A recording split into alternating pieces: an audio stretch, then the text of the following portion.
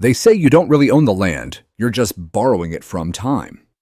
But I've always believed the opposite.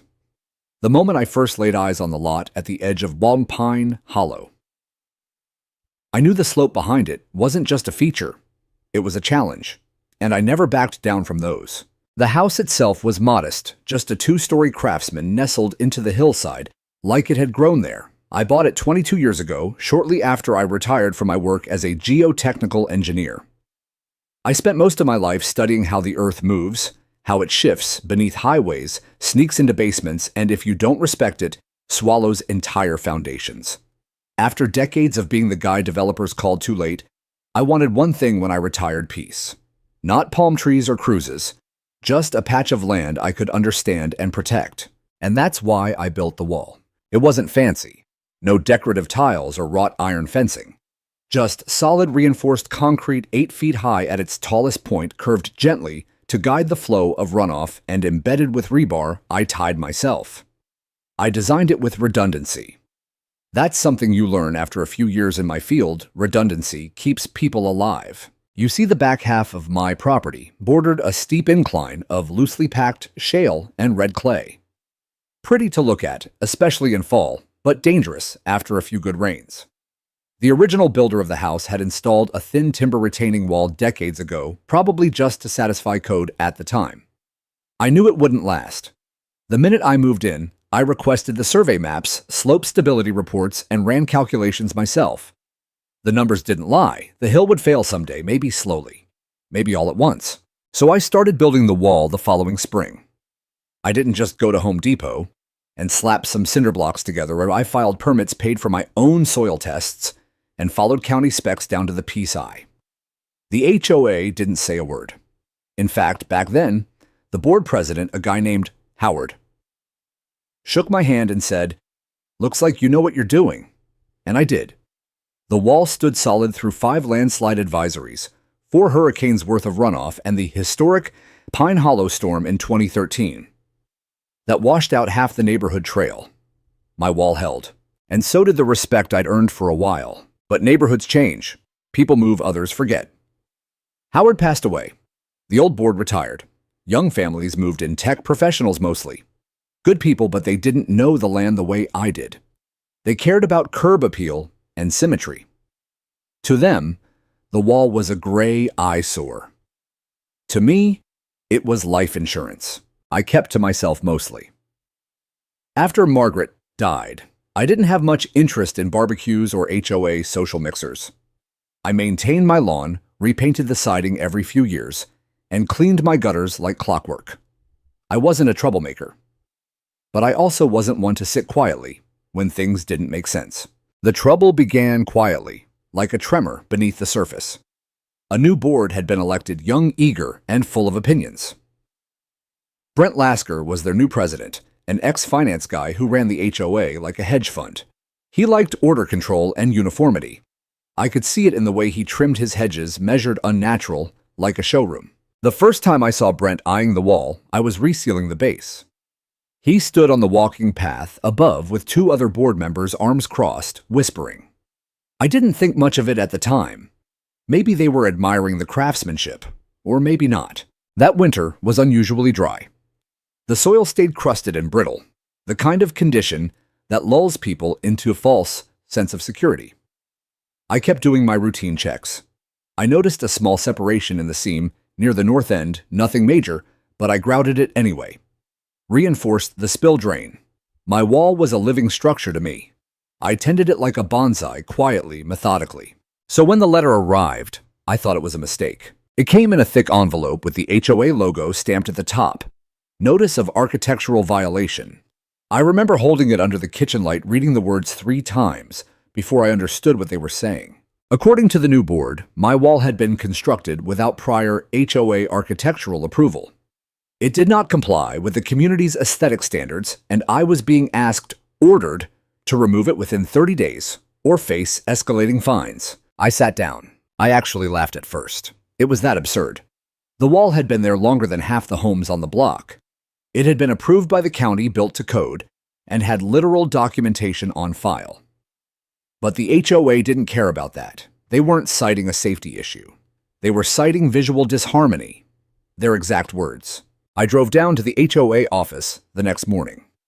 Brent met me at the front desk with a stiff smile and a clipboard. He looked younger in person than I expected, early 30s gym body, too much cologne. "Mr. Alhollis," he said, extending his hand. "We appreciate you coming in. I assume you got the notice." "I did," I said, not shaking his hand. "And it's ridiculous." Brent kept smiling, flipping through his folder. "Unfortunately, we have very strict guidelines about unapproved structures.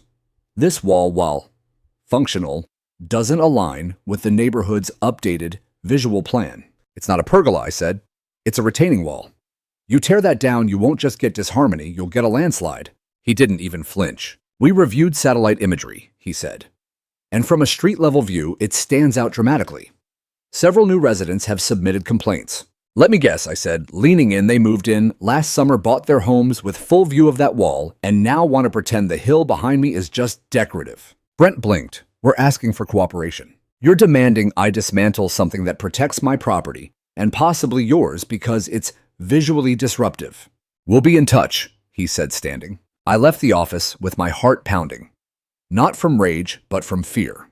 Because I knew what they didn't. That wall was the only thing keeping this neighborhood from learning what a real disaster looked like. And they had just declared war on it. Brent Lasker didn't waste time making his presence felt. Within weeks of his appointment as HOA president, subtle changes started rippling through the neighborhood like tremors before a quake. The newsletters were slicker, glossier. The logo had been redesigned. A new landscaping contractor was hired to revitalize the community entrance, and the ancient oak that had stood like a sentinel at the corner of Whispering Pines and Elmview Drive was chopped down because, in Brent's words, it projected neglect. I heard about it the same way I heard most things now over the fence, through the grapevine of joggers and dog walkers who still waved at me out of habit, even if they didn't know my name.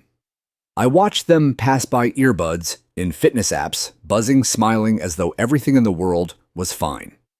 And maybe for them, it was. But I knew better. Brent wasn't just another over-enthusiastic HOA president with a clipboard and a vision board. He was the kind of man who got off on control. There's a breed of men like that. I knew them from my years working with federal contractors and city engineers. They come dressed in clean white collars and wield bylaws like weapons. Brent was that type. And he had power now. You could see it the way he walked during HOA walkthroughs, flanked by his two lieutenants. Monica, the treasurer, who always seemed one passive-aggressive email away from a nervous breakdown, and Vince, the secretary, whose only qualification seemed to be that he nodded a lot. Together they canvassed the neighborhood like they were preparing for a parade. No crack in a driveway escaped notice.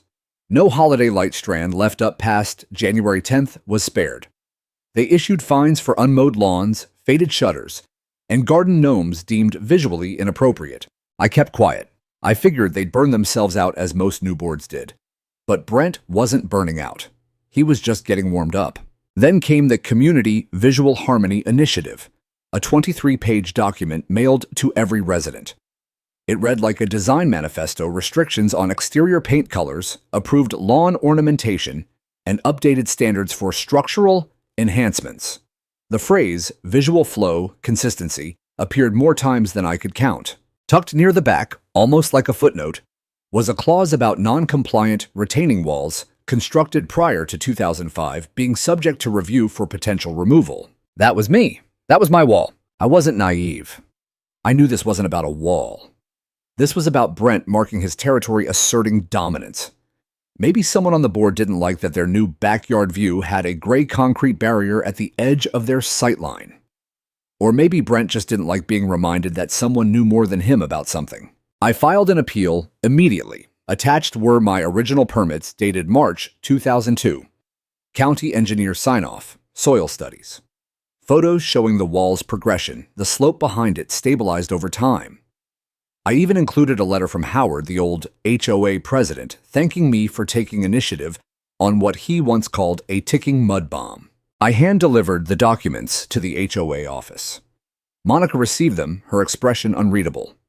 "We'll bring it up at the next board meeting," she said curtly, as if I had just asked for a parking pass. That night I couldn't sleep. Not because I was scared of them, but because I knew how bureaucracy worked. I'd seen it ruin lives, twist logic into absurdity. Brent didn't need to be right. He just needed to be in charge. 2 weeks later, the response arrived. It was short, 3 paragraphs. They acknowledged receipt of my materials, but concluded that due to updated aesthetic guidelines and shifting community priorities, the wall remained in violation. I was being given 30 days to initiate its removal, or the HOA would pursue removal at my expense. I stood there in my kitchen, the letter trembling in my hand, and I felt it something deep in my chest I hadn't felt in years.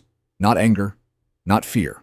Resolve. I spent the next 3 days gathering everything. I pulled out binders of data slope angle charts, photos of the hill pre- and post-wall. I printed out correspondence with Howard. I mapped the incline with overlays of rainfall records, erosion risk zones, and runoff paths. I contacted an old colleague from the State Department of Geological Safety, Alan Reyes, who agreed to draft a professional opinion if needed. Then I requested to present my case in person at the next HOA meeting. The night of the meeting, the community center was fuller than usual. Word had gotten around. People were curious. Some had heard about the wall fight. Others just liked a little drama with their Tuesday nights. Brent sat at the head of the panel table posture, perfect, flanked by Monica and Vince. He greeted me with a thin smile. "Mr. Hollis, you have 5 minutes. I nodded, placed my thick binder on the podium, and looked out at the room. A few familiar faces, most unfamiliar, all watching. "I'm not here to waste your time," I began. "I'm here to protect your homes." That got a murmur. I clicked the remote. Behind me, a slide flicked onto the projector screen. The slope, before and after. Cracks in the earth pre-wall. Vegetation loss. Water runoff patterns. I spent 32 years as a geotechnical engineer. The incline behind my property is unstable shale over clay. Anyone who's studied landslide behavior knows that's a recipe for slippage. I built the wall to prevent disaster, not to defy HOA taste. Slide after slide, I showed them how water moved down the hill, how vegetation struggled to take root, how the original wall, now long gone, had begun to fail by the early 2000s. I showed them the blueprints of my structure, photos of the 2013 storm, the way my wall had held. I paused at the end, then looked directly at Brent. "You take that wall down, you won't just change the view, you'll destabilize the land. And if that slope gives way, it won't just hit my property. It'll sweep into the community green space across the clubhouse lawn and down to the lower streets. That includes your tennis courts, your picnic area, and some of your homes." Silence. Brent shifted. "Thank you, Mr. Hollis. The board will deliberate and notify you of our decision." That was it. No questions, no discussion. I packed my things, nodded to a few neighbors who offered sympathetic glances, and walked out into the cold night air. For a moment, I let myself hope. Maybe, just maybe, logic had landed.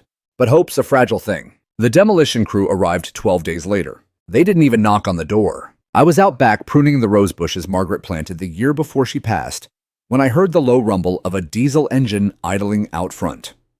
I stepped around the corner of the house just in time to see 2 trucks from a local demolition company pull up white lettering on their doors. Turnkey Site Services. Trailers loaded with jackhammers, wheelbarrows, concrete saws. Men in safety vests hopped out like it was just another Tuesday. One of them glanced at me, then headed straight for the retaining wall. "Hey," I called, walking down the slope toward the fence. "What the hell do you think you're doing?" A stocky man with a clipboard turned to me. "You, Mr. Hollis." I nodded slowly. "We've been hired by the Hut Pine Hollow HOA to begin removal of an unauthorized structure. Shouldn't take more than a few days." My stomach dropped. "You mean the wall?" He looked back over his shoulder and pointed. "That's the only structure on the order." I looked past him at the wall. My wall. Quiet. Steady. Innocent. The slope behind it loomed like a sleeping giant, and these fools were about to yank the pin out of the grenade. I stormed back inside and grabbed the file folder from my office. Copies of the permits, the appeal, the photos, the geological reports. I had everything. I called the HOA office as I moved. No answer. Voicemail. I left a sharp, cold message. I marched back outside and handed the documents to the man with the clipboard. "You can't touch that wall," I said. "It's permitted, it's county approved, and it's structurally critical. That hill will move if you tear it down." He didn't even look at the papers. Take it up with your HOA, sir. We've got orders. Then show me a court order, I snapped. Because unless you have legal authority to touch that wall, this is destruction of private property. He shifted slightly, his tone less sure. We were told it's common ground now. No, it's not, I said. Survey markers are still there. That wall sits entirely on my lot. You bring a machine in here and you're trespassing. He radioed someone. There was a pause. Eventually, one of the HOA board members pulled up in a sleek black SUV Brent. He got out like he was walking into a business meeting. No hard hat, no clipboard, just that smirk. Mr. Hollis, he said, hands in his pockets. You were notified. You ignored the county permits. He shrugged. Permits expire. And this board has the authority to determine structural compliance under revised community policy. That wall isn't your jurisdiction. It is, he said, if it affects community aesthetics and shared land value. I stepped closer. If you tear that wall down and something happens, I will hold you personally responsible. And I have the documentation to make it stick. Brent didn't blink. Let's hope nothing happens then. And with that, he turned away. That afternoon, they started cutting into it. I stood and watched as they began hammering at the upper corner, dust flying, the sharp echo of stone cracking, ripping through the quiet street like gunshots. I could see the slope behind it naked now in places where ivy had once clung. The ground didn't protest, not yet, but I knew. I could feel the pressure release. The earth wasn't just dirt. It remembered. Neighbors came by once or two at a time. Some shook their heads in disbelief. A few stayed quiet, unsure what side they were on. A couple offered to bring me lemonade like this was some kind of sad parade. 3 days in the wall was reduced to rubble. They carted off the concrete, filled in the gap with loosely packed dirt, and put up a small wooden retaining barrier barely knee-high, probably more for looks than function. I stared at it like a ticking clock, a bluff. I called the county inspector's office, hoping someone would intervene. They said their hands were tied. It was private property, unless formally contested in court. I called Alan Reyes. He agreed to come out the following weekend to do a professional evaluation. He didn't like what he saw. He ran his hand along the exposed hill, brow furrowed. This slope is compromised, Jack, he said. You can see the tension cracks forming along the ridgeline. They broke the groundwater seal. It's only a matter of time. How much time, I asked. He glanced at the sky. Depends. But you better hope it doesn't rain. It did. Not even a week later, the forecast turned. A cold front moved down from the north, collided with Gulf moisture, and the sky opened like a faucet. I lay awake listening to the rain hammering against my roof. I thought about Margaret, about the last storm we sat through together wrapped in that blue wool blanket, her hand on mine. She always trusted me to keep us safe. But she wasn't here now, and I wasn't sure I could do the same for anyone anymore. The following morning, I put on my boots and went to inspect the slope. There it was, a thin brown rivulet cutting across the surface, streaming downward faster than it should have been. The soil was sloughing off in small slides like tiny rehearsals for something bigger. I took photos. I sent them to Brent. No response. I printed them out, hand-delivered them to Monica's house. Her teenage son opened the door and just stared at me like I was crazy. They need to see this, I told him. It's not about me anymore. It's about what's coming. That night, I slept in my recliner boots, still on. I couldn't shake the feeling. Like an old animal sensing something before the sky turns. 3 days of rain. By the end of the third day, the runoff trench I'd dug near my foundation filled to capacity. The wooden barrier at the base of the slope looked warped. A crack had formed just above the clubhouse lawn, wide enough to swallow a tennis ball. Still no one listened. Still the HOA did nothing. And then the hill moved. The first thing I felt wasn't fear, it was vibration. A low, deep hum that rolled beneath the soles of my boots like thunder underground. I was on my front porch that morning, mug in hand, eyes on the hill watching the mist drift over the ridgeline. Everything was soaked. The earth glistened like a sponge stretched past its breaking point. Then the vibration turned into a sound subtle at first, like gravel shifting in a wheelbarrow, but rising, building. The kind of sound you never forget once you've heard it. I dropped the mug. It shattered at my feet, but I didn't flinch. I was already running. The ground behind my house, where the wall used to be, groaned, then cracked open. A fracture tore across the upper slope like a lightning bolt etched into the earth. And then the hillside collapsed. Not all at once, not like in the movies. It started with a small surge mud rock root bundles spilling forward like wet cement. But then the pressure behind it surged, and the entire face of the hill buckled and let go. A rolling wave of brown thunder surged down, tearing out shrubs, toppling 2 young pines someone had planted last year, and slamming into the back of the HOA's clubhouse with a sound like a bomb had gone off. I stood frozen for a moment, just breathing, watching. Then I grabbed my phone. I called 911 first. Landslide, I told the operator. Pine Hollow subdivision, behind the community clubhouse. It's bad. Real bad. Then I called Brent. He didn't answer. Then Monica. Straight to voicemail. I didn't waste more time. I pulled on my parka, grabbed the emergency binder from my home office, and marched across the soggy yards to the disaster zone. It was chaos. Residents were gathered near the greenbelt yelling, filming with their phones. One of the tennis courts was buried. The back third of the clubhouse had collapsed, windows blown out, drywall hanging like wet paper. Brent's Tesla, parked right beside the building as always, was half submerged in thick, dark sludge. Only the roof and part of the rear spoiler were visible. I scanned the crowd. Brent wasn't there yet, but Vince was. He stood near the collapsed fence line, pale and speechless. I walked straight to him. "This is exactly what I warned you about," I said. He looked at me with wide, glassy eyes, like I'd just summoned the storm myself. What are we supposed to do?" he stammered. "Evacuate the area," I said. "The slope's not done moving. There's still hydrostatic pressure building behind the upper ridge. If you don't clear people out of here now, you'll have more than just a damaged building on your hands." Right then, sirens cut through the air. Fire trucks, emergency management, vehicles. I exhaled. At least someone had listened. The officials took over quickly, cordoning off the area, shuttling people away from the slope, taping off access points.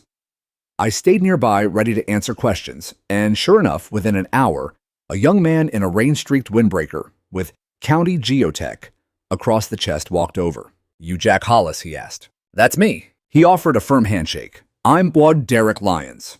Got your name flagged in the old stabilization reports. You built the wall." "Yes, I did." He looked at the destruction and shook his head. "This didn't have to happen." "No," I said, voice even. "It didn't. We talked slope geometry, saturation thresholds, subsurface layers. It felt good in a strange way, talking shop again even in the midst of disaster." Then a voice broke through the commotion, shrill and angry. "What the hell is he doing here?" "Brent." He shoved his way past a barrier rain jacket, flapping like a cape face, flushed. His sneakers were already splattered with mud, but he didn't seem to care. "You," he said, jabbing a finger at me. "This is your fault." Everyone turned. Even the firefighters stopped what they were doing. My jaw clenched. "You tore down the wall." "It was in violation. It was a safety structure. It was an eyesore. You didn't follow our rules." A silence fell over the crowd, and then Derek stepped between us. "Sir," he said to Brent calmly, "we have structural reports on file indicating that wall was a critical retaining feature. Its removal destabilized the hill." Brent laughed a short, high-pitched bark of disbelief. "This is insane. You're blaming me." Derek didn't flinch. "We'll be conducting a full investigation, but preliminary indicators suggest negligence on the part of the HOA, especially given the documented warnings." "I warned you," I said quietly. "I begged you not to touch it. I stood in front of your board." Brent was turning red. "We followed protocol. We have minutes. We voted." "You ignored the engineering data," I snapped. "You dismissed 20 years of experience because you didn't like the way concrete looked in your backyard." Monica appeared then, looking stricken, a folder clutched to her chest. She approached Brent, but didn't speak. Just handed him a packet, one I recognized. My report. The photos, the soil charts, all of it. He flipped through them, lips pressed tight, as if seeing them for the first time. Maybe he was. Maybe for the first time, he was realizing that there were things outside his control. That aesthetics couldn't hold back the earth. The next day, I got a knock on my door. It was a woman in her late 40s, dark coat, notepad in hand. She introduced herself as Rachel Connors, a reporter for the local news outlet. "I've been assigned to cover the landslide," she said, "and your name keeps coming up." I invited her in, made coffee, sat her at Margaret's old reading table. She asked questions. I answered. She recorded our conversation. By the next morning, the headline read, "Retired engineer warned HOA weeks before landslide." It spread faster than I expected. Comments poured in. People from the community reached out. Some apologized. Some just asked questions. For once, they were listening. And Brent, he vanished from public view. No interviews, no statements. The HOA office issued a generic release citing unforeseen geological instability and regrettable property loss. But no apology. Not yet. But that was okay. I was just getting started. The morning they finished clearing the last of the rubble, the rain had finally stopped. The air still held that heavy metallic scent that lingers after days of saturation, like the earth itself was trying to remember how to breathe again. I stood in my backyard, arms folded, looking out at the jagged line where my wall used to be. The hillside now exposed raw, and weeping felt almost indecent, like someone had ripped the skin off something sacred. Turnkeys' trucks were parked crooked along the curb, their tires sunk deep into the soggy grass. The last of the demolition crew loaded chunks of broken concrete into a flatbed. None of them looked at me. I didn't expect them to. A flimsy wooden fence, if you could call it that, had been installed where the wall once stood. Maybe 3 feet high, barely staked. It leaned already, rain having warped the baseboards before they even dried.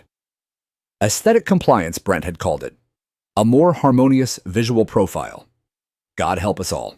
I wanted to scream. I wanted to rip it down with my bare hands, nail by nail, and throw the pieces into his meticulously landscaped koi pond. But I didn't. I stood still, because I knew it wasn't over. That afternoon, I went to the shed, pulled out my gear, notebooks, old slope maps, my field boots, a half-rusted clinometer I hadn't used in years. I set it all out on the dining table, dusted each item like an old soldier preparing his uniform. I wasn't going to let this go. Not because of pride, not because they ignored me, because people were in danger, and because now the soil was angry. That night, I walked to the hill again. The ground squelched underfoot, soft and unstable. I traced the old runoff channels, now clogged with debris and mulch. Up high, just below the ridgeline, I found the worst of it, a long diagonal tension crack, maybe 4 inches wide, and deep enough that I couldn't see the bottom. It wasn't just a crack. It was a message. The land was shifting, and fast. I took photos in the dying light, the flash throwing sharp contrast between the brown earth and the shredded root systems poking from the slope like broken bones. I turned around to find a light flicker on from a house a few yards up. A woman knew I didn't know her name, stood in her kitchen window watching me. I raised my hand slightly. She didn't wave back, just closed the blinds. That night I emailed Brent. No anger, just evidence. Subject: critical safety concerns. Former wall site. Brent. Attached are photos taken this evening of the current state of the slope. Please note the presence of significant surface cracking, loss of ground cohesion, and blockage of runoff systems. Given the expected continued precipitation, these conditions pose imminent danger, not only to my property, but also to adjacent HOA-owned structures, including the clubhouse and tennis courts. I strongly urge a reevaluation by a certified geotechnical engineer. As you are aware, prior stabilization was designed to mitigate precisely this scenario. Its removal without engineering replacement puts the community at legal and environmental risk. Jack Hollis, retired geotechnical engineer. No reply, not even a red receipt. I printed a copy and hand-delivered it to the HOA office the next morning, sliding it through the drop slot. Monica saw me from her car, but didn't say a word. I waited. Days passed. The rain kept coming in waves, the forecast a cruel joke, intermittent showers turning into all-day saturations. The slope grew more sluggish. Cracks widened. The soil started to bleed out. And then came the moment I dreaded. A knock at my door. 2 men in uniforms. Not police, city code enforcement. One of them was maybe 25 with a clipboard too big for his hands. The other was older, expressionless. Mr. Hollis, the younger one asked. I nodded. We've received reports of an unauthorized inspection operation occurring on common HOA ground. Specifically, unsanctioned environmental assessment activity. I stared at them. You mean me walking the slope behind my property? That's the area in question, yes. I laughed once sharp. That's not HOA property, it's mine. There's a boundary dispute on file, the older man cut in. We've been asked to request that you refrain from further access until it's resolved. I stood in the doorway for a long moment, then said, Wait here. I returned with my file folder, the one I'd kept since the day I bought the house. I flipped to the survey plat, the recorded easement, the slope map with legal lot lines highlighted. Here, I said, tapping the map. That entire ridge is on my parcel. What the HOA built down there, clubhouse, courts, benches, that's their business. But the land behind me, where the wall stood, that's mine. The younger man glanced at it. He didn't really know what he was looking at. The older one nodded slowly like a man who didn't want trouble, but could smell it coming. "We'll note your position," he said, "but we have to report this back." "Do that," I said. "And while you're at it, let them know I have photos, slope analysis, and a signed affidavit from Alan Reyes, former chief state geologist." They left without another word. By then, word had spread. Some neighbors, mostly the ones who knew the lay of the land, started to ask quiet questions. Mrs. Dupree from 2 houses over stopped by with banana bread and said, "I heard what they did to your wall. I always felt safer knowing it was there." I thanked her. It meant more than she knew. Then came the night I couldn't ignore the sound. It was after midnight. The house was quiet. I sat reading an old Louis L'Amour novel, something Margaret used to laugh about. And then from outside a low creak, like something groaning under weight. I grabbed my flashlight, threw on my coat, and stepped into the dark. The crack had widened. Rainwater streamed down the slope like veins. One of the young pines at the crest had started to tilt, roots exposed on one side. The flimsy wooden fence was already leaning outward. I looked down towards the clubhouse. Lights were still on Brent's Tesla, parked in its usual spot. I dialed his number again. He didn't answer, so I sent him one more message, short and final. "Brent, the slope is shifting. I've warned you repeatedly. If you continue to ignore expert advisement, the liability will be yours. Consider this formal notice. Jack." I watched the tree for a moment longer. Then I went inside, locked the door, and sat in the dark, waiting. I didn't sleep that night. Not really. I dozed off sometime around 4, only to jolt awake at the sound of thunder rolling low and long in the distance. The kind that doesn't crack, just rumbles slow and steady, like a warning from the gut of the earth. The rain had returned more insistent this time. It hammered against the roof in staccato bursts, then softened like breath catching in a throat. I sat at the kitchen table watching the weather radar on my laptop, the colors pulsing across the screen. Green turned to yellow, edged with red. A band of storms was settling right over Pine Hollow like a vulture perched for a feast. At 6:23 a.m., I walked the perimeter again. I knew every stone and slope line of that hill by heart. But now it was different. The earth didn't feel dormant anymore. It felt coiled as if alive. The ground was slick. Even the weeds leaned downslope. Along the path where runoff had etched lines, the water no longer just trickled, it surged. At the base of the exposed slope near where my old wall once stood, the soft swell of mud was beginning to creep forward. It was just inches, but I knew what that meant. Movement. I documented everything. Photos, videos. I even recorded myself speaking into the camera, date time, rainfall estimate, visual evidence of further degradation. Not because I needed it, but because I knew how this would play out in court, if it came to that. And deep down, I was starting to believe it would. By 8 a.m., a group of contractors had shown up at the clubhouse, some crew sent to lay sandbags around the tennis courts. I approached them. "You boys got engineering approval for this?" I asked. The foreman, a wiry man in his 50s with sharp eyes, glanced at me. "We were told to lay the bags, where water's pooling. HOA hired us this morning. They tell you the slope behind this place is about to collapse." He looked up at the ridge. Didn't say nothing about that. Well, I said if I were you, I wouldn't spend too much time right there. I handed him a printout of the slope image I took that morning. "This is where you're standing. And that crack I pointed to the jagged line. That's a pre-failure fissure. You've got hydrostatic buildup and no retaining force. If that goes, it'll take all of this with it." He looked at the paper, then back at the clubhouse. "Jesus. You boys might want to pause work and tell your boss to call an engineer, fast." He nodded once and walked off, radioing someone. I didn't wait to hear what came next. I was done warning, done pleading. Later that afternoon, I received a formal email from the HOA's legal liaison. Not Brent, not Monica. A lawyer. "Dear Mr. Hollis, in light of recent events and in recognition of your documented concerns, the HOA is prepared to conduct a third-party assessment of the slope integrity behind your residence. Please be advised that this review does not indicate liability or wrongdoing on the part of the HOA. Assessment is scheduled for Friday, 9 a.m. Kindly remain available for questions at that time. Sincerely, Trevor N. Caldwell, HOA legal consultant. I laughed out loud. After all the warnings, all the reports, all the science, they ignored. They were finally hiring someone to look. Friday. It was Tuesday. They were giving the slope 3 more days. 3 more days of rain. By Wednesday morning, word had gotten out. I heard whispers among neighbors, cautious nods. When I walked down to check my mailbox, Mrs. Dupree told me someone had started a group chat to discuss emergency preparedness. Another neighbor, I think her name was Hannah, mentioned a petition circulating to pause all HOA decisions regarding land modification. The tide was turning slowly, but I knew it might be too late. That night, I received a knock at the door. It was Monica. I hadn't seen her in days. She stood awkwardly on the porch, hair-damp mascara smudged slightly.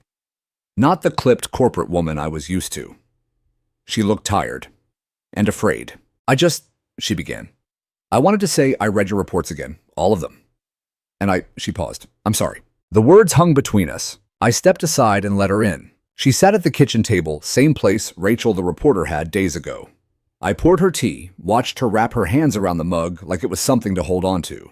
I told Brent we needed to listen to you weeks ago, she said quietly. He wouldn't hear it.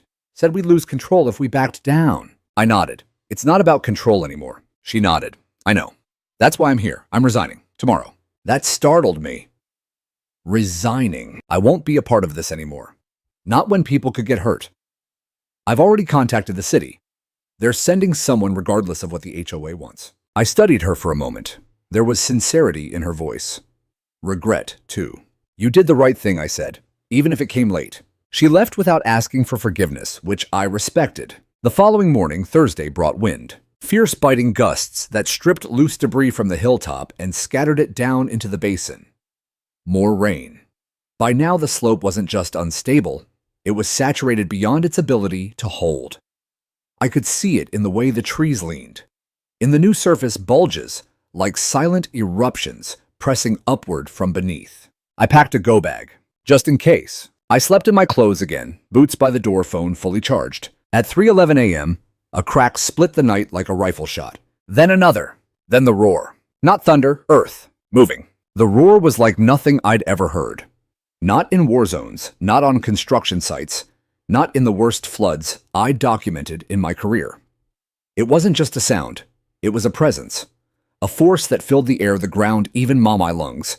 It was the planet unzipping its skin and releasing everything it had been holding back. I was already on my feet when the windows began to rattle. Outside, the darkness looked different. Not still, not quiet, but alive. Trees swayed violently, not from wind, but from the shifting below them. I flicked on my floodlights and yanked the back door open. What I saw stole the air from my chest. The hill was collapsing, not in pieces this time.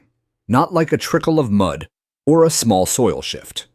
The entire slope was coming down in waves as if someone had cracked the spine of the land and let gravity drink deep.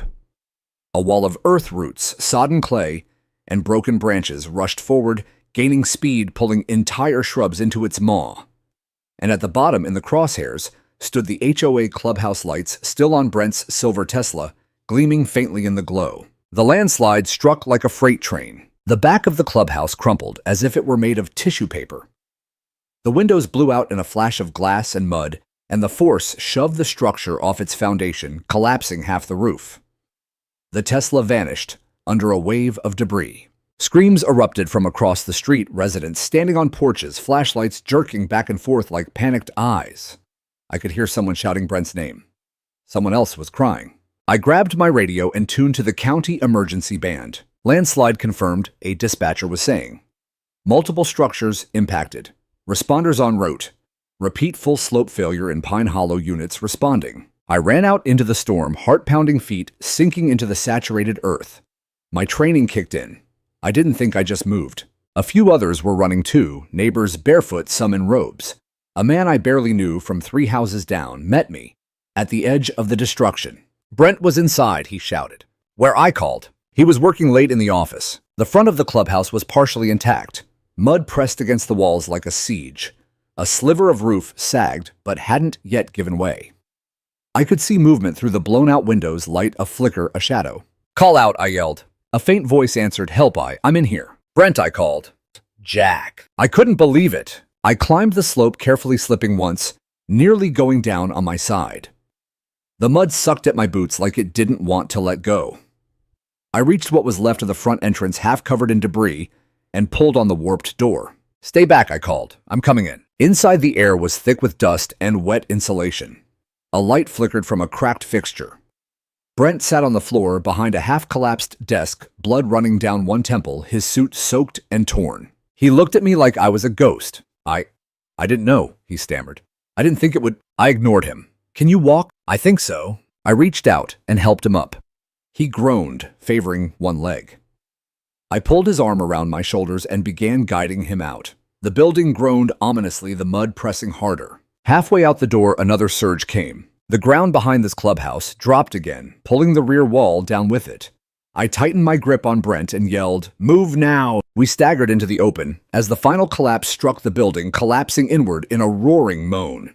People screamed behind us. Once we were clear, I let Brent down near the curb where a paramedic team had just arrived. They took over, checking his vitals. His face was pale, streaked with mud and shame. As I stood there, dripping and shaking, Monica rushed up to me. "Oh my God," she gasped. "You saved him." "I saved him from himself," I muttered. Emergency lights flashed across the neighborhood now, fire engines, EMTs, police. A news van had already pulled up by the main gate. They moved fast these days. I stood on the edge of it all and watched the neighborhood wake up to its new reality. The slope was gone. The clubhouse gone. The HOA's symbol of pride and power buried beneath their own arrogance. An officer approached me, young and nervous. "Sir, are you Jack Hollis?" "I am." "I need to ask you a few questions about the warnings, the reports, the prior documentation." "I've got everything you need," I said. "Follow me." Back inside my house, I laid the binder on the kitchen table. Opened it. Chronological logs, dates, emails, photographs, soil test results, the engineer's letter, the survey maps. The officer blinked, impressed. "You were prepared." I was ignored. I corrected him. He nodded. "Not anymore." By sunrise, the media was everywhere. Drones buzzed overhead. Reporters interviewed neighbors who suddenly remembered all the times they'd questioned the wall's removal. Monica issued a statement acknowledging severe oversights. Brent was loaded into an ambulance. His eyes met mine once as the door shut. I didn't wave. That afternoon, I received a call from Rachel Connors, the reporter who first interviewed me. "I don't think we expected a follow-up," she said quietly. "But the story's gone statewide. The city's opening a formal investigation into the HOA's liability." "Good," I said. "You don't sound surprised." "I'm not." "Would you be willing to do a second interview?" I paused, then nodded even though she couldn't see. "Yes," I said. It's time people understood the weight of ignoring the ground they live on. That night, the rain finally stopped. The silence that followed wasn't peaceful. It was reflective, like the land itself was grieving too. I stood at the back of my property, flashlight off, just watching the slope, now leveled, collapsed into itself. And I whispered into the wind, "I warned you." By the following morning, Brent's face was on every screen in Pine Hollow, and not because he wanted it to be. Local channels replayed drone footage of the landslide from every angle, capturing the moment his beloved clubhouse vanished beneath tons of sliding earth. His photo, taken from a LinkedIn profile, where he once looked confident and polished, now accompanied headlines like HOA, ignored warnings, community devastated, and engineer predicted collapse weeks before disaster. I didn't smile when I saw it. I didn't gloat, but I also didn't look away.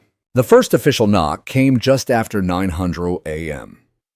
Two representatives from the county's Department of Public Works arrived with clipboards, laser levels, and a drone. They introduced themselves, Sandra Kim and Mason Rodriguez, and explained that a multi-agency investigation had been launched, building code violations, HOA overreach, public safety negligence. Mr. Hollis, Sandra said, "We've reviewed your documentation. Frankly, it's some of the most detailed, precise civil analysis I've ever seen from a private citizen." "I used to be in the business," I said. Mason looked up from the drone controls. "You sure kept every receipt." "I had a feeling I'd need them someday." She nodded slowly. "Well, that day came, and it saved lives." By mid-morning, county vehicles lined the street. Engineers in neon vests walked the slope, measuring soil displacement, taking core samples. A forensic geologist arrived with a portable scanner. The place looked more like a state crime scene than a suburban greenbelt, and in many ways it was. Meanwhile, the HOA board was unraveling. Monica officially submitted her resignation by noon. Vince followed within the hour. Rumors swirled about emergency elections, emergency funding, and emergency meetings, none of which could undo the damage already done. Brent, still recovering from a concussion and a fractured ankle, had checked himself out of the hospital that morning. He was spotted leaving his home with two men in suits his lawyers most assumed. Around 2:00 p.m., I received a courier-delivered envelope from the HOA's legal counsel. Inside was a 5-page letter riddled with legalese effectively stating that the HOA was not liable for naturally occurring geologic phenomena and had acted within its discretionary authority. I snorted. Naturally occurring. I picked up the phone and dialed Alan Reyes. "You see the coverage?" I asked him. "Jack, I'm in Nevada." And even I saw it. The footage is being analyzed in geotech forums like a case study in hubris. "Can I quote you on that?" He laughed. "Anytime. What do you need?" "I want to file a civil claim," I said. "Not just for my own damage, but for the cost of restoring the land for every person they endangered and for what they did to this community. You've got standing. You've got evidence. And most importantly, you've got motive backed by pure, indisputable data. I want them to feel the weight of it." Alan was quiet for a moment. Then he said, "I'll write a full affidavit and get on a flight."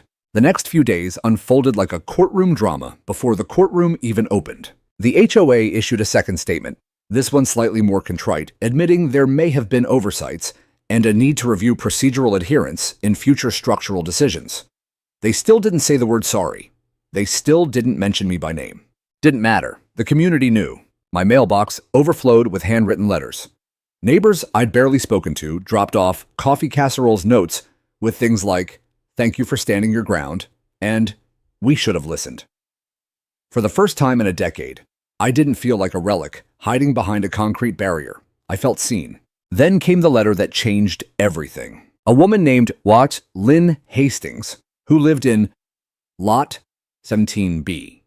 A few houses down the slope contacted me through her lawyer. Her backyard had partially collapsed into the ravine, and her insurance provider had denied the claim, citing preventable failure due to known warnings. She wanted to know if I'd be willing to testify in her case against the HOA.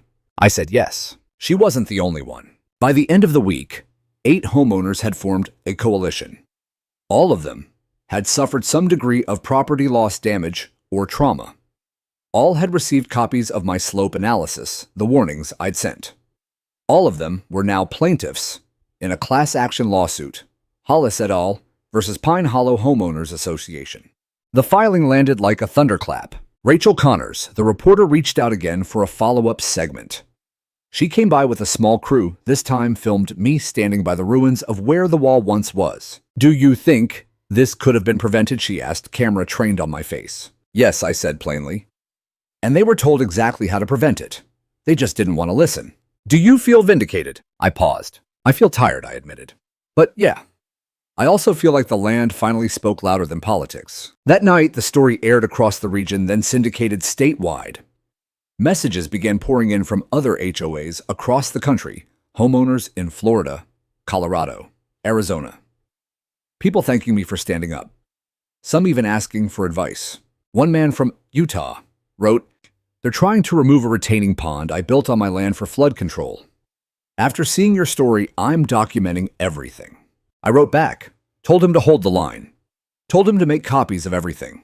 Brent, meanwhile, went radio silent. The lawyers representing the HOA tried to file a motion to dismiss the case, but the county countered with a separate investigation of their own. There were whispers of potential criminal negligence. Monica agreed to testify. Vince, too. Both handed over board meeting transcripts, some of which included direct quotes from Brent laughing off my reports. By the end of the month, the court date was set. It wasn't just a trial anymore. It was a reckoning, and I was ready. The courtroom wasn't grand, just a clean, functional space tucked inside the downtown municipal building. No marble columns, no sweeping staircases, just rows of worn wooden benches and the hum of fluorescent lights overhead. But to me, it felt like a battlefield. And for the first time in years, I walked into one, not as a retired man, not as a recluse, or that guy with the wall, but as someone demanding to be heard.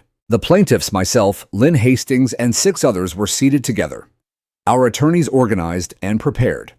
We had documents, stacked high soil analysis emails, community letters, expert affidavits, and truth. We had that too. On the other side of the aisle sat Brent, arms crossed, flanked by two attorneys in slick suits. His face was stony jaw, locked so tightly I thought it might crack. He wouldn't look at me. Fine by me. The judge, a woman named Marisol DeWitt, presided with a no-nonsense tone that immediately cut through the drama. She had read the briefs, understood the stakes, and made it clear this wasn't about community politics. This was about cause and consequence. Our lead attorney, a sharp man named Dennis Lake, began by outlining our claim that the HOA under Brent's leadership had knowingly dismantled a critical safety structure, despite professional warnings resulting in property damage, emotional distress, and endangered lives. He read from Brent's own emails. He displayed photos of the wall before and after. He read aloud the text of the violation notice sent to me, emphasizing the language of aesthetic disharmony over safety. Then he called me to the stand. I took a breath and walked to the witness box, gripping the railing for a moment before sitting. "Mr. Hollis," Dennis began, "can you tell the court your background?" "I'm a retired geotechnical engineer, 32 years in the field. Most of that working on state-funded infrastructure projects involving slope stability, landslide prevention, and flood control." "And did you design and build the concrete retaining wall on your property?" "Yes." "With permits filed through the county, inspections passed, and documentation filed with the HOA at the time. Why did you build the wall?" "To prevent slope failure. The soil behind my property is a known hazard, loose shale red clay, high saturation risk. Without that wall, collapse was inevitable." "And did you warn the HOA?" "More than once," I said. "I submitted reports, stood before the board, explained the risks. I begged them not to proceed with demolition." Dennis nodded. Then he turned to the courtroom's projector screen and brought up a series of images. My wall standing firm during a 2013 storm. The same area, weeks after demolition. The slope beginning to crack. Then the aftermath, mud, swallowing the clubhouse, Brent's Tesla, barely visible under sludge. The HOA's response was to claim your wall was an unauthorized visual disturbance. In your professional opinion, was that valid? "No," I said flatly. "It was a safety measure, and tearing it down is what led to the landslide." Brent's attorney stood for cross-examination. A woman named Talia Price, young, aggressive, with a tone like she'd just stepped out of a legal drama. "Mr. Hollis," she began, "isn't it true that you failed to obtain HOA architectural approval for the wall before construction?" The HOA at that time verbally acknowledged the need and thanked me. There was no formal denial, nor any objection in writing. "But you didn't submit the request through the current version of their approval process." "Because it didn't exist then," I replied. "That process was created more than a decade later." She narrowed her eyes. "So technically your wall was non-compliant." "Technically it saved lives," I said, my voice calm. There were murmurs in the courtroom. Talia shifted tactics. "Isn't it possible, Mr. Hollis, that the landslide was due to excessive rainfall, something no one could have predicted?" I looked straight at the judge. Excessive rainfall doesn't cause slopes to fail on its own. It exposes weaknesses that already existed. The removal of the retaining wall destabilized the slope. It was a catalyst, not a coincidence. Dennis smiled faintly. Talia sat down. Then came the testimony from Alan Reyes. He walked in wearing a corduroy jacket, his gray beard trimmed neatly. His voice, firm and deliberate, laid out the soil mechanics behind the collapse. He showed moisture index charts, slope gradients, calculated loss of shear strength. It was textbook, irrefutable. Had the wall remained in place, Alan concluded the slope would have held. When Brent took the stand, the air in the courtroom turned heavy. He sat rigid, speaking with clipped precision. His lawyer guided him through the usual explanations. The board had acted in good faith. They believed they were improving the community. Aesthetics mattered to home values. The wall violated guidelines. "Did you personally read Mr. Hollis's engineering reports?" the judge asked suddenly. Brent hesitated. "I was briefed on them." "But you didn't read them yourself." "No, Your Honor. And yet you authorized the demolition." "I believed we had the authority." "That's not what I asked," she said coolly. Brent faltered. "No, I didn't read them." That was the moment. The courtroom was silent, but the silence said everything. The judge recessed for deliberation. It took 3 days. When we returned, Judge DeWitt addressed the court with a gravity that made even the reporters put down their phones. The HOA, under the leadership of Mr. Brent Lasker, acted with gross negligence in dismissing professional warnings, removing a structurally critical wall, and endangering residents. The court finds the HOA liable for damages totaling $2.4 million to be distributed among plaintiffs, with additional punitive damages levied for reckless endangerment. Brent stared at the floor. I closed my eyes. It was done. Not revenge, not victory. Just the truth finally honored. Outside, cameras flashed. Reporters swarmed. Neighbors clapped me on the back, shook my hand. One elderly woman with a cane hugged me tight and whispered, "Thank you for saving us." That night, I went home and opened the cabinet where I kept Margaret's things. I found the blue wool blanket folded just how she'd left it. I wrapped it around my shoulders and sat in her old rocker, staring out at the hill, now reshaped but settling. The land had spoken, and this time the world had listened. The weeks following the verdict passed in a kind of quiet haze, not from exhaustion, but from something deeper, something that felt like reverence. The neighborhood had changed. Not just physically, the collapsed slope, the crater where the clubhouse used to be. The tennis court swallowed whole, but emotionally, communally. People looked each other in the eyes now. They spoke in softer tones, and for the first time in a long time, they listened. A recovery committee formed, and though I hadn't planned to get involved, they asked me to consult. Not as a plaintiff, not as a witness, just as Jack Hollis, the man who knew the earth. I accepted. We held the first meeting on a folding table in a neighbor's garage. No titles, no agendas. Just residents, from young couples to retirees, all sitting shoulder to shoulder, passing around coffee in mismatched mugs. Someone brought donuts. Someone brought a folder labeled Reinforcement Options, Native Landscaping. They wanted my opinion on every drawing, every plan, every soil retention suggestion. "We don't want another clubhouse," someone said. "We want something safer, smarter." So we started sketching not blueprints, but intentions. We met with county engineers and landscape architects. We walked the slope together, measuring not just feet and inches, but feelings, where people used to play, where children sledded in the winter, where fireflies clustered in summer. There was grief there, but also rebirth. The settlement funds covered the essentials: structural stabilization, erosion barriers, slope-safe planting. But the community raised more online, in bake sales, through quiet donations tucked into envelopes. We rebuilt the hill as a memorial to humility and resilience. A series of tiered terraces now covered the once torn earth, layered with stone-reinforced steel mesh and native grasses that took root quickly. Instead of fences, we planted shrubs. Instead of tennis courts, we installed a quiet walking path lined with benches and story markers telling what happened, not to shame, but to remember. On one of the benches, they mounted a plaque. I didn't know about it until the unveiling. It read, "The Hollis Bench, in honor of listening before acting. For Jack Hollis, who saw what others wouldn't and stood when others wouldn't." I stood beside Monica that day.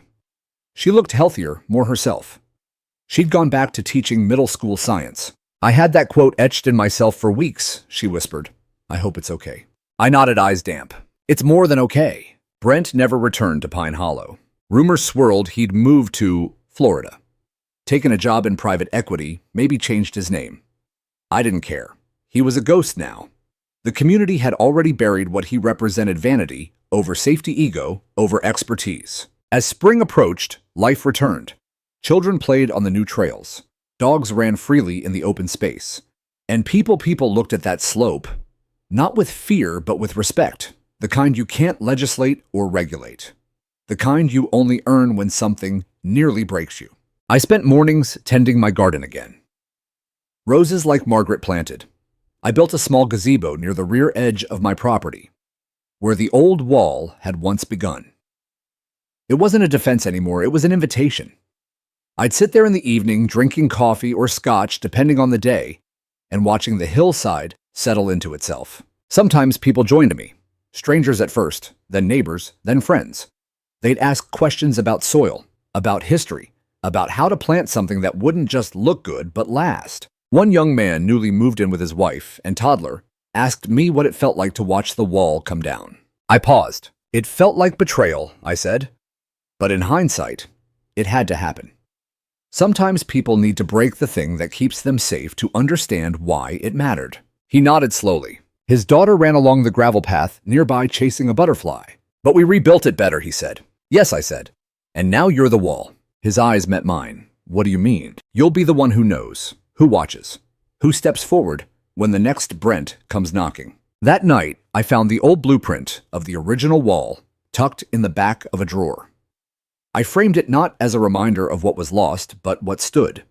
The line of reinforcement, the line of defense, the line I had drawn and defended alone until I didn't have to anymore. I hung it in the entryway, next to Margaret's photo. On the 1-year anniversary of the slide, the community held a candlelight vigil along the rebuilt path. They invited me to speak. I didn't prepare anything.